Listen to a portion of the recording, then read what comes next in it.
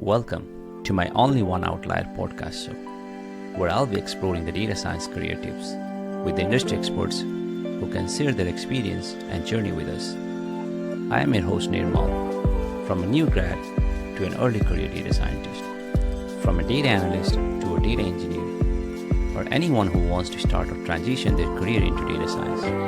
We will bring you all the do's and don'ts to help you guide in your data career path. Hello, everyone. Welcome to Only One Outlier podcast. So I'm excited to welcome someone who has worked as an AI ML leader with over 14 plus years of experience in the domain. She has been at the forefront of driving real impact with AI. She's not only built systems, but also mentored teams and junior data scientists, AI engineers, or, the team members to help the overall organization to define clear and measurable AI goals. Let's dive in. Please welcome Rosha Pokharel in my show. Thank you. Hi, everyone. First of all, thank you for having me here, Nirmal. It's been a pleasure being introduced to you for about a few months, and I'm really excited that we're finally doing this podcast with you. So to introduce myself, I would like to introduce myself professionally first. Professionally, I am a CEO and founder of an AI consulting company. I have been an AI leader for about a few years now, and my journey in this AI machine learning space started all the way back 14 years ago in academia, and I continued down the line as I worked across multiple organizations building AI products and eventually building teams and leading teams. And I also own a nonprofit organization. I'm also a founder and president of a nonprofit organization called Timur Suraksha Hamra Kartavya. And its mission is to raise awareness about child sexual abuse in our communities. And our groundwork is happening in Nepal at various schools where we conduct awareness programs across schools, and it's a 1C3 registered organization here in the United States. And personally, I am also a mom of two, and I am happily married, and I live with my family here in the United States. I know you asked me about my data science journey, so let me touch on that a little bit. I did mention that it started all the way back in the academia. I started my PhD back in 10, and at that time, for me, PhD was just a degree that I wanted to get. It's a certificate, and it's something in the resume to add. And I decided that, I want to do PhD, and it's going to look great. My dad did it, my brother did it, and I had to do it. But what I was inclined towards early on was maths and solving complex equations, and that's what kind of gravitated me towards signal processing. And eventually, I ended up doing my dissertation in a specific area in machine learning, which was focused on more of signal processing domain. But every data is a signal. It's just a discrete or continuous signal that you can think about. So eventually, I ended up finishing my dissertation by building machine learning algorithm, and then I joined from academia. I went to industry, so because I figured academia is not for me.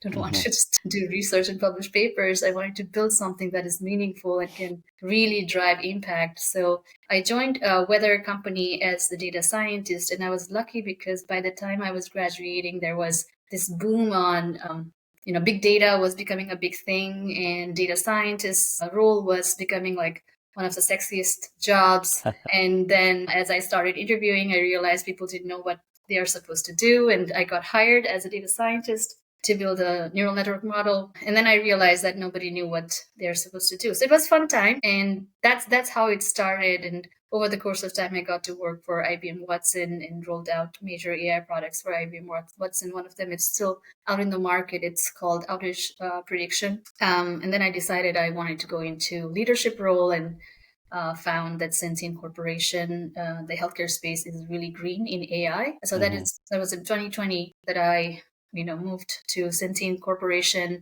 as a lead data scientist and continued to build machine learning products. Back then, AI was mostly a taboo kind of thing for healthcare because it's a very highly sensitive and confidential space, and everybody would be scared with AI and automation related work. So we came up with this machine learning products and pitched the idea that we can actually drive a lot of transformation using models that can actually drive decisions. And that's where my journey started as a leader. We eventually built teams, and I led multiple teams and left Centene as a director of AI. And then from there, continued my leadership journey and worked for DataVant as AI leader. And then eventually started my own consulting company last year. And it's been an exciting and fun ride. No, thanks for sharing your journey. I think very interesting. One thing I was thinking while you were talking about IBM Watson and doing projects over there, then for the growth or a desire to work as a leader, you change your role, right? So I just want to always understand when I bring people who has done both sides, right? There's always pros and cons, but from your perspective, working as a manager to lead the AI projects versus you are heavily contributing as an IC, what has been some of the key takeaways for you? One of the biggest one was that the transition from an IC Mm-hmm. to a leader, I thought it was an easy one, but it's always a tough one. It was a tough one for me. Mm-hmm. And I've seen a lot of people struggle with it and have asked for guidance. As much as I love doing the work, I love being hands-on. I love solving problems myself to the point that I have to restrict myself. As my team is doing the work, I have to restrict myself from getting into the weeds because I need to let my team work on it. As much as I love doing that, I also loved seeing people around me grow and really facilitating them to grow and coaching them and mentoring them and also taking the accountability of the work that they're doing. I loved doing that. So there was my natural inclination towards leadership. But like I said, the toughest thing was for me to transition from IC2 to the leadership because there are two major things that I struggled with in that. One was that leadership is not about taking credits. It's about giving credits and taking the blame. It's a big lesson that needs to be learned as an IC where I was more used to taking credits for the work that I was doing. And my leaders, I was fortunate to have amazing leaders in my career. They were the ones who were actually taking the accountability of the work not being done the right way. So that's the first one. And then the second one was really struggling to do that, make that shift. Like I was saying, wanting to get into the weeds and not knowing how to pull back or when to pull back and when to lean in. That was another challenge because I did cause some challenging times for my teams. And that's a learning process for me when I was actually trying to solve the problem for them and not letting them solve the problem for themselves. So ultimately, I realized that it's not a matter of speed when it comes to having your team build it, having yourself lead the team. It's ultimately about a long-term investment of time that you put in them and their growth so that if they eventually learn the lessons, they eventually learn to fail fast and build themselves up so that you ultimately can deliver a quality product over the course of time from a reliable team. And that was a lesson that was hard to learn. Right. One of the interesting point you brought up, and I think I hear this from most of the leaders during the transition from IC is to learn when to say no, or what projects to prioritize, because most of the times everything seems to be priority 1 or 0, like we call it high priority, right? And now you have to reprioritize or restack your work items and making sure that you still have the trust with other functional areas or other teams. At the same time, you are not overcommitting. And in the end, it's not going to look good on the team. So I think that's one of the challenge I hear from the folks during the transition, especially in the IC, like you said. That's probably going to be the challenging part. Yeah. Thanks. And just to add to that, learning to say no and say knowing when to say no to what things and how is definitely a challenge.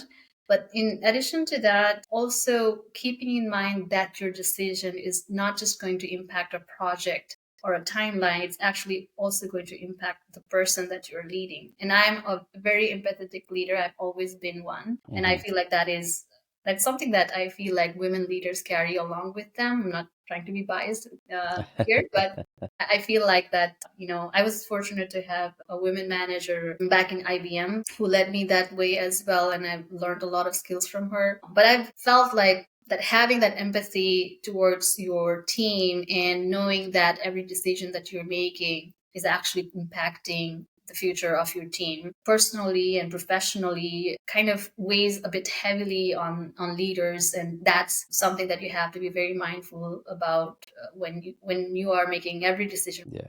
Definitely in my career have more women leader. I kind of first feel fortunate sometimes because if you're in tech, you're thinking other way, right? So one of the point is maybe the protective nature of uh, the woman brings more empathetic. So it could be, I don't know, but I've worked with so many leaders, and opportunities so far they're not only about showing the team's reputation by doing more, but about quality of work as well, while the quantity is not always the main focus, right? So you go for so many projects, but you burn out your team Mm. versus you deliver some of the high quality projects. And this kind of trade off that leaders has to make, right? Yeah, I'll say I've had fair share of all those lessons so far. I feel like. Yeah. Awesome. Yeah. So let's switch into another topic.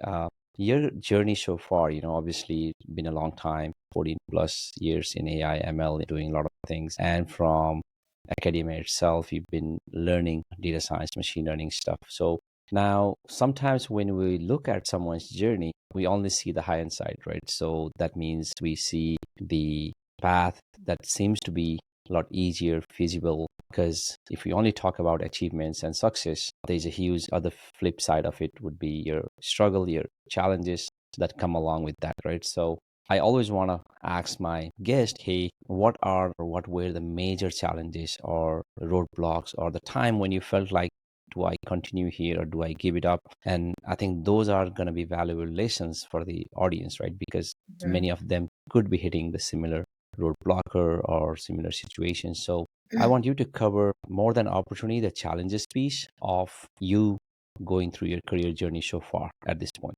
Well, it's going to be tough to summarize all of this, the challenging times in this podcast. Everybody has to go through Yes, their of own course. journey, right? Their own learning curve. And I just feel like challenges are actually good because that's an opportunity for growth. And Hmm. at this point, so far, I've been blessed and fortunate to not have as many challenges as others might have faced. I Hmm. still don't consider that they are big enough, but they were big for me. But then I've seen and I realized that at this point so far, if any time I come into challenges, now I'm at a place where I welcome them Hmm. because I know that that is going to help me grow and I'm going to come as a better person through it. As an individual contributor working in the communication skills, I feel like that was a challenge for me. Hmm. I have always been a doer and I've always felt like the accountability of the work that I'm doing and my team is doing is always on my shoulders. But I was not very well versed in terms of communicating the challenges and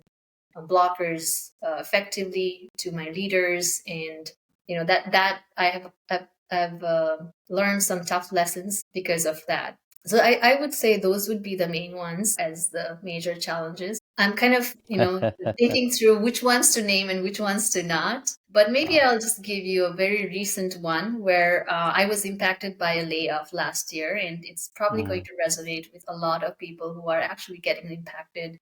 It Yes. feels like a series of events coming back to back. It was a wake up call for me, and I feel like it was actually a blessing that came to me and in disguise because that just, as I said, I grew through it and it became a good thing for me eventually now that I'm running my own consulting company. Hmm.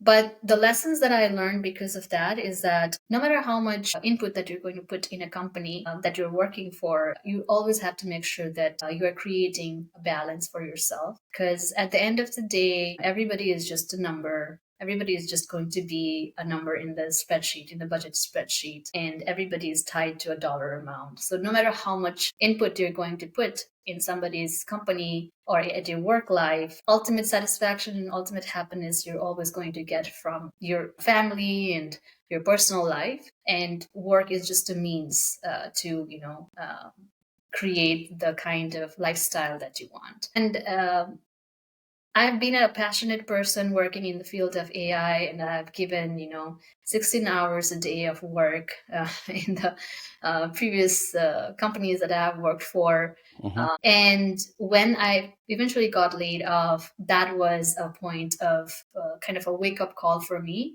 and a sense of realization on, what actually happened and why is it that, it's impacting me so much personally because it just came to me as a shock. and it might happen to a lot of people if they have not, drawn that line between their personal and the professional life. But what is also important is to uh, make sure that you are building your brand personally, particularly in today's era where you have access to social media and you can create your own brand yourself. It's very important that you contribute some time in making sure that you're aware of what is industry after currently, making sure you're sharpening your skills, making sure you are networking, particularly in this today's age where you don't have to go to a conference to network. You can actually Mm-hmm. just reach out to individuals and start creating your network. And to build your brand, like I said, all you need to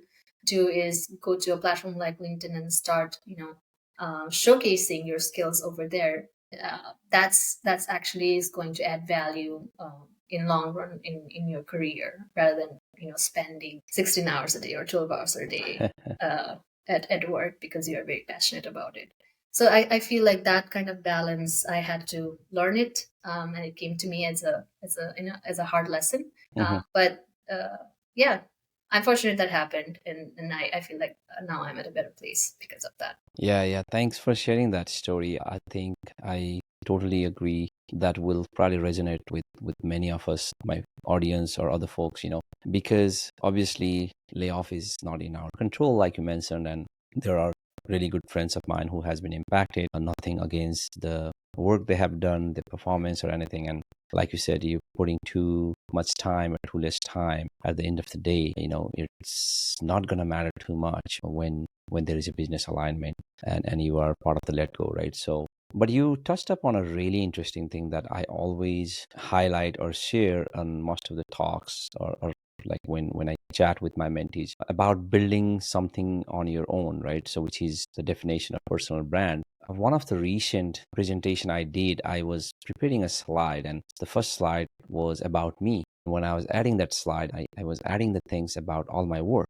And then quickly I take a pause. Is it only the work that defines me?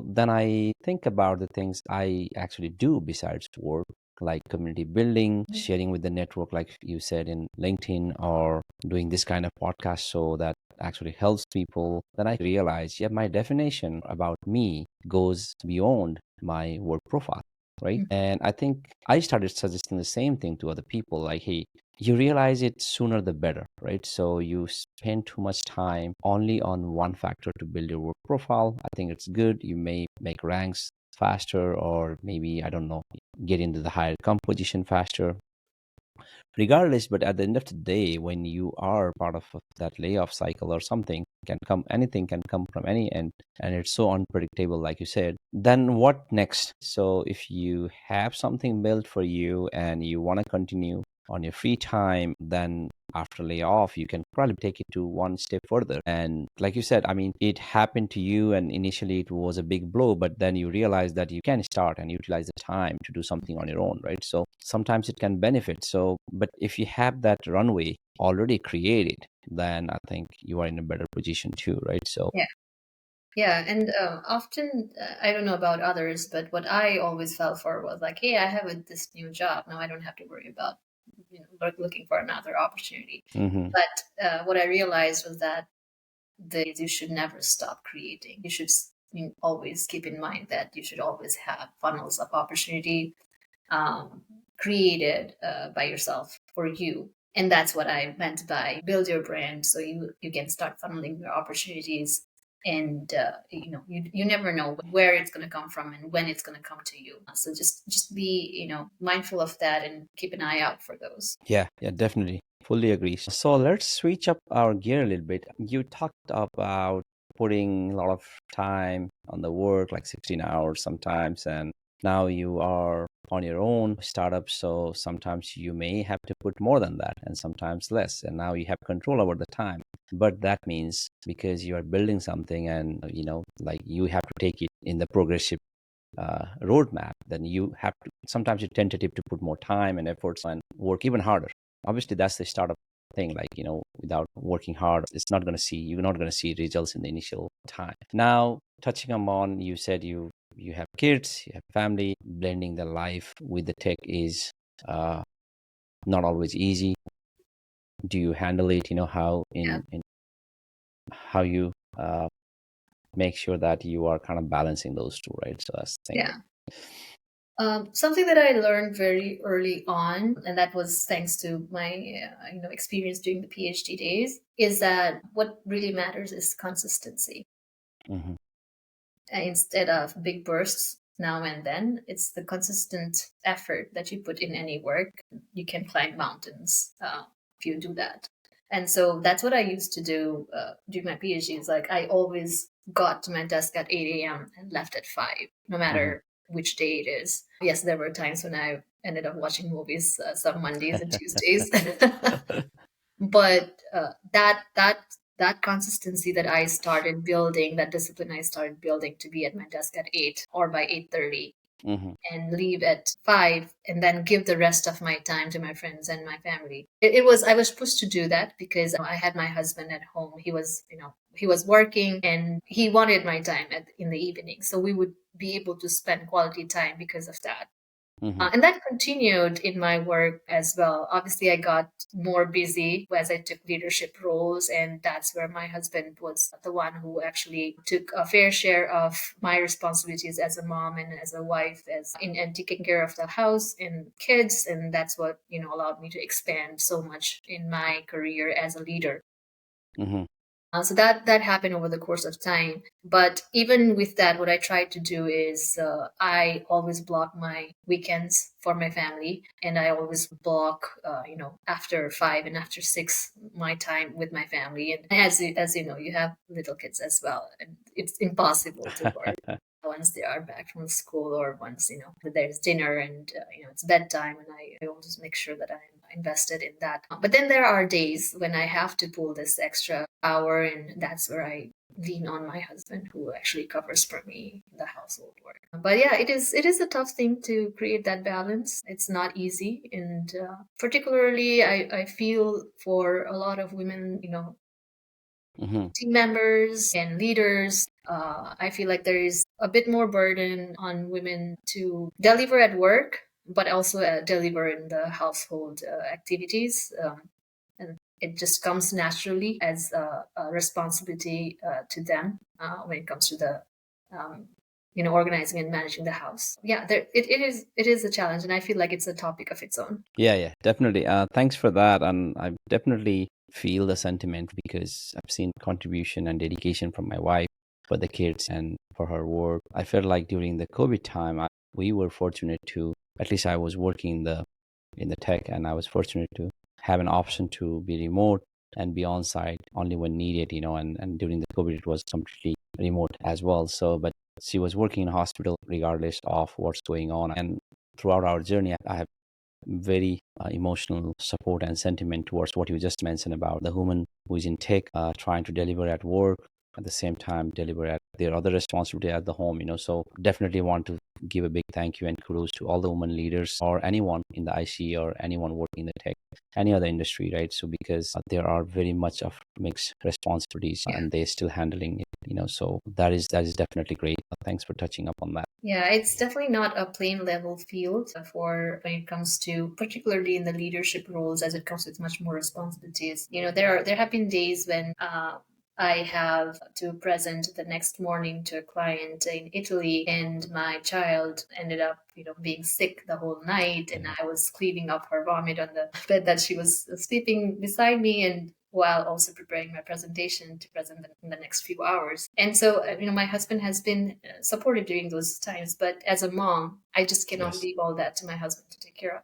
So that's just an example, and there's so many examples like that I feel like a lot of women leaders, or even women, folks in the niche industry today who are listening to this podcast would resonate with. So yeah, I feel like we should keep that for maybe a different day as a Of topic. course, yeah, But it's gonna there's be so much that can be done in terms of creating a level playing field for women in industry. right. All right. So moving on, I wanna touch upon a topic that's really close to my heart, and my listeners and everyone knows this section is coming up about mentoring and learning, right? How we can support others' growth, like you mentioned earlier, and I really like that about leaders here. It's giving credit to others but taking blame to yourself. So it's around the same, like when you do the mentorship, it's that giving credit or helping someone always should come without expectations, right? And I've been mentoring for a long time, and I always feel motivated to give it back to the community where I can help. I wanted to know your experience of as a mentor mentee both. Like, was there a time when you found that really helped in your journey, from someone that you consider as a mentor in your career? So if you can share and highlight, and what are your thought process around that topic? I feel like I am extremely fortunate and blessed to have multiple mentors all along my life, I would say. Hmm. And my biggest mentor is my dad, as I always say. I was fortunate to have born his daughter because my until I finished my PhD and was on my own with my career starting as a data scientist, he was the Hmm. one who was shaping my educational journey. He is somebody who's done his PhD from University of Minnesota back in the 80s, Oh, and wow. he knew exactly, yeah, he's an economist, and he knew exactly what steps had to be taken in order to get fast track to a PhD degree. And so he's coached me and mentored me all along the way. At that time, it felt like, okay, this is too much, please stop. But now I realize, the value of having such a pillar in my life, and he continues to do that, as my dad even now. But I would also say that I've been blessed to have other mentors as well who continuously, pulled me up. And I had mentors during my PhD who guided me along the way. I had a mentor, I call them my mentors in the industry as well, who have actually shown me the mirrors every Hmm. time I've fallen for those instances, like I said, challenges like taking credits or giving away credits and taking the blame. There are instances and tactical things that needs to be told to you in person on your face so that you can actually improve and grow through it. And there has to be somebody who needs to tell that to you with the honest feedback, right? So and then how do you overcome those? So I've been fortunate to have those mentors in the industry as well. And I've always been very much seeking that mentorship along the way too, and that's also probably why I happen to find them. Hmm. I think that's something that not many people may consider, is to look out for who can be a mentor for you. So what I've realized is that you will find somebody who can actually guide you only if you are open to looking. And if you once you find that right person, then you can fast track through your career. So there's a really big value of having somebody who can show you the way, because after some point, it's not a matter of what you should be doing to get to a place. It's a matter of learning what you should not be doing to get to a place. And you can learn so much about what you should do from schools, from courses, from YouTube videos, but to learn what not to do and what not to fall for, only your mentor can tell you that. And so I feel like I've been fortunate to have those people. Yeah, that's awesome, and a very good point you mentioned. There are a ton of information about building skills, or studying something to excel in the field.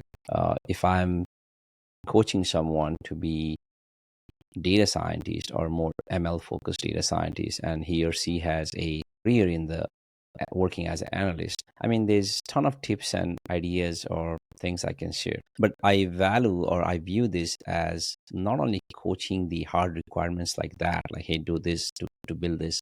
That's not the complete definition of mentorship for me, like you said. And I kind of wanted to bring how, like, what are the things they are doing it right versus what are the things they're not doing it right. Even in the data science workflow, things start from problem definition, and problem definition can be done in various ways, right? You have to probably think about the business aspect. You have to think about, like you said, like, what are the resource constraints, why you are doing it. You can just solely define a problem statement in a sentence or two and move on to build a model, but that's not the right approach. And when I teach them, I try to bring that real life, real world, like, my experience or things that I have come across. And basically, I share my mistakes more than what I did well, right? So when I share my mistakes, then I think that probably brings up the understanding of what not to do, like you said.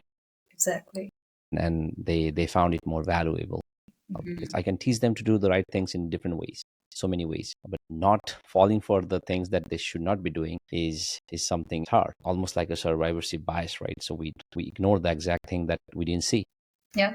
So, Yeah. all right. So, great topic. I can probably spend a lot of time just discussing this, and I probably won't stop myself. So, let's move on. Any advice for job seekers, right? So, there might be many, but I want to kind of target few things, like maybe at least two or three that you feel like, because right now I think the market is tough and it's emotionally challenging mentally.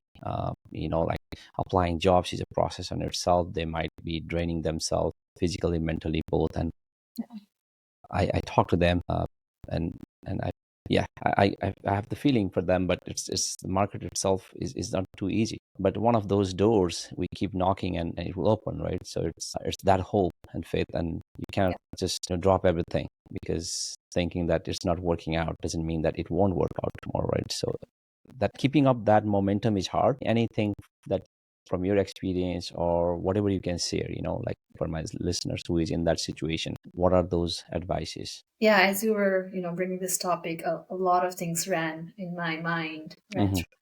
And I just want to share my recent kind of learning, which is I feel like there is a bit of paradigm shift in terms of how the job application process works today. And Hmm. thanks to AI. Every time you see a job post, it gets flooded with thousands of resumes in a matter of a day. In the past, it wasn't like that. Yes. So, and these are all, automated, agent generated resumes and submissions that are happening potentially. If you ask a recruiter, their complaint is that there are thousands of them that are flooded in my inbox, and I don't know which one to look into. Hmm. So the challenge is both ways, and I feel like there's not a lot of companies have mastered the skill of identifying the right people. Even these days, when I interview folks, it's hard for me to actually assess a person's skill based on their resume. In the past, it was easy for me. I would scan, you know, uh, a resume in a matter of a minute or two and know that this person is the right person and then move them forward in the interview. But these days, it's just hard to do that. I have to talk to them to know what their quality is, and I can find that out in the matter of 15 minutes because I know what I'm looking for.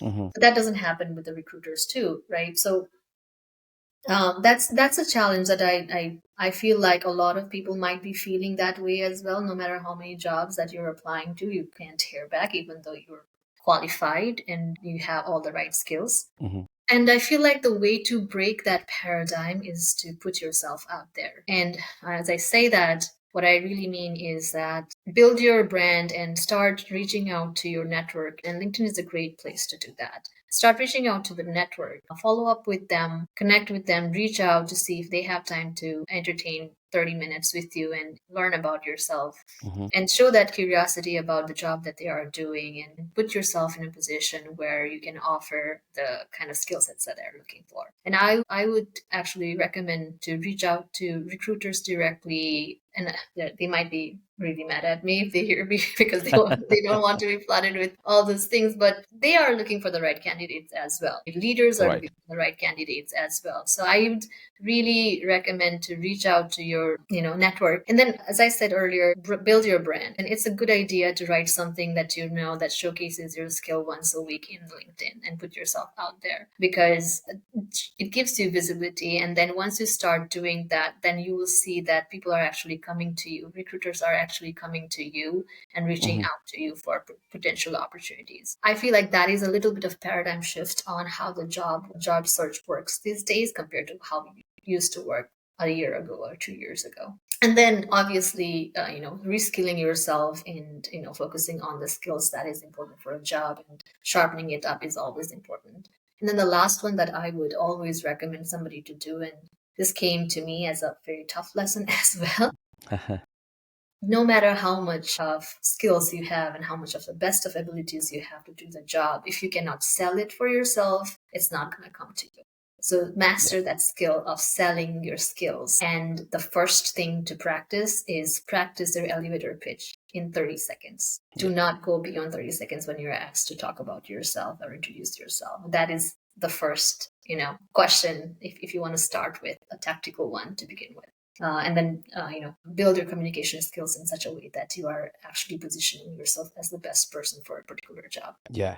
Definitely. I really like the idea about uh, it's not about upskilling on only on the tech or hard skills, but communication skills. Sometimes we leave it behind us. I did that to myself in early career, but ultimately it's about telling your story the right way that Mhm. fits the skills you have. We live in the age of AI era today, and the game is played both ways, right? So the job description likes to add everything they can find.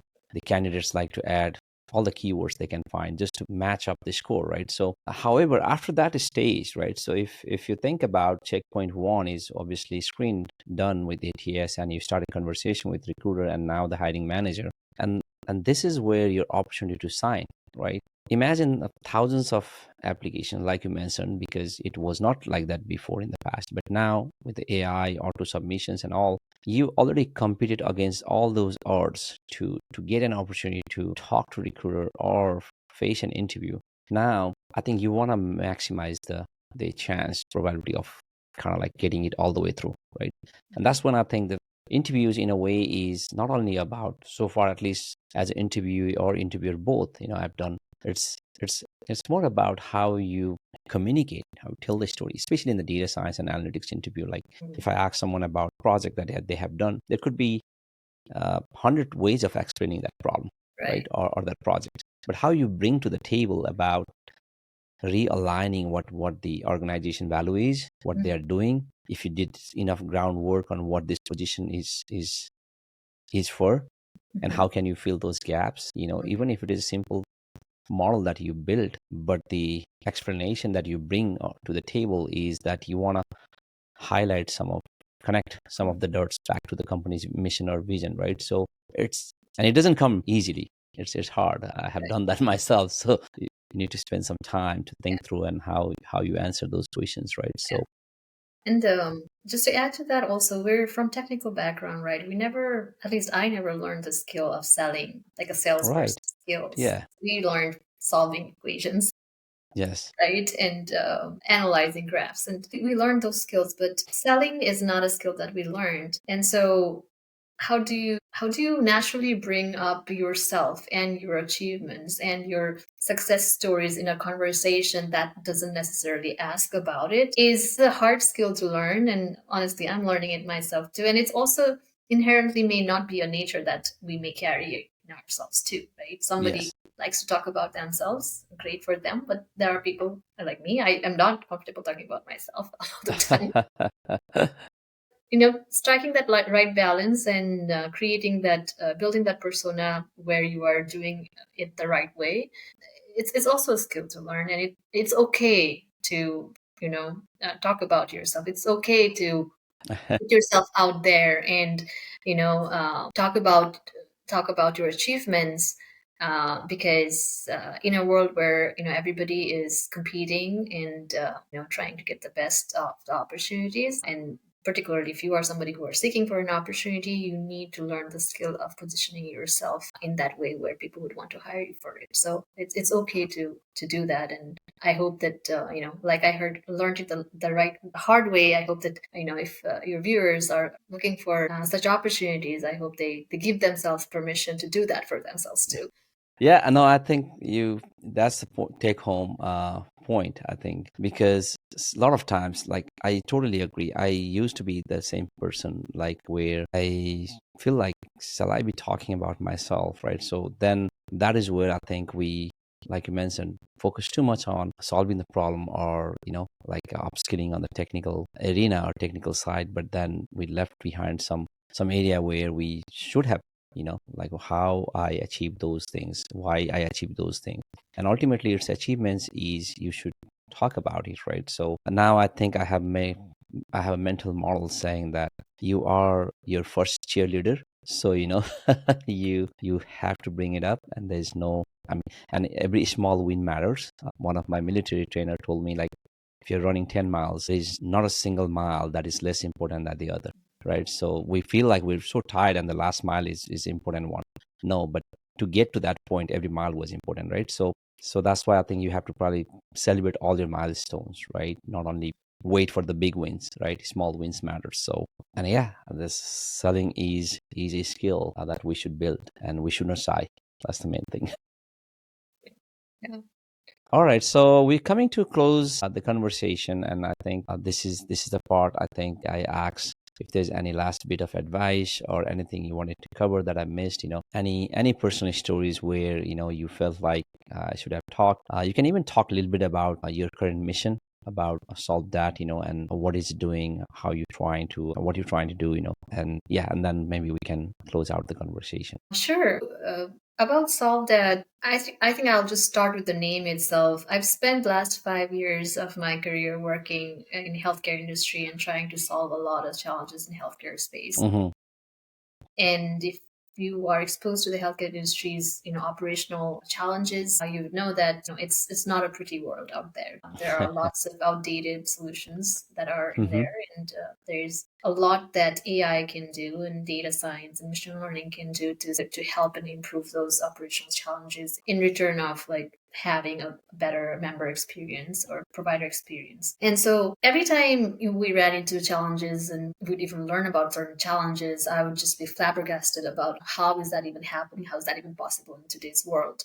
And then I would say, let's solve that. Right. Let's go about solving that. And then eventually I was like, okay, I just want to create an AI consulting company because, first of all, like I said, after being laid off, I did a lot of soul searching and figured out I loved solving challenges. Mm-hmm. Love solving problems, and particularly from healthcare space, there's so much to do. Let me start by solving exactly that. And that's how I started with the name SolvDat. The mission of this company is to support the business partners who have started their AI journey or are in the verge of starting their AI journey to get started with it the right way and to help them solve challenging AI problems in their companies, particularly within the healthcare space. The ulterior motive of this is also that like I said, I'm passionate about growing people and helping them learn, and I'm passionate about solving problems and coaching and mentoring folks to learn the AI skills to actually solve real world and challenging and meaningful problems. So that's the second layer of it is that I'm really looking forward to finding those problems, helping our business partners solve them, but also grow individuals as they do it.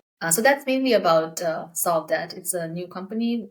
I started only last year, so I'm Mm-hmm. actively learning and growing through it. As I said, I'm not a professional salesperson. I'm an AI leader, and I'm a person that is very much logic driven. So it's been a challenging and fun journey, learning along the way.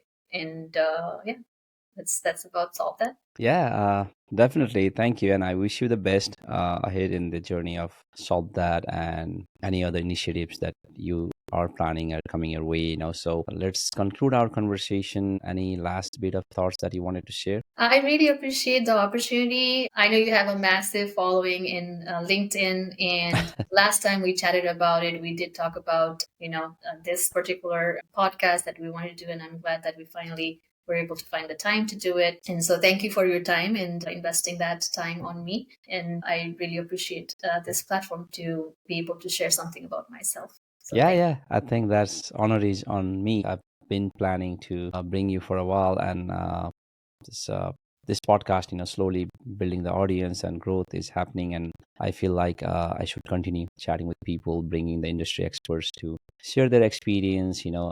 Basically what is the right thing to do versus what things to avoid.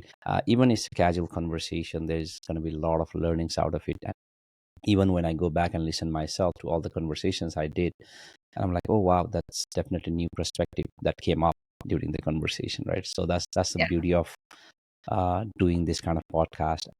Thanks for coming over, and I'll definitely keep in touch offline with you. Again, I wish you the best ahead in your journey. Thank you.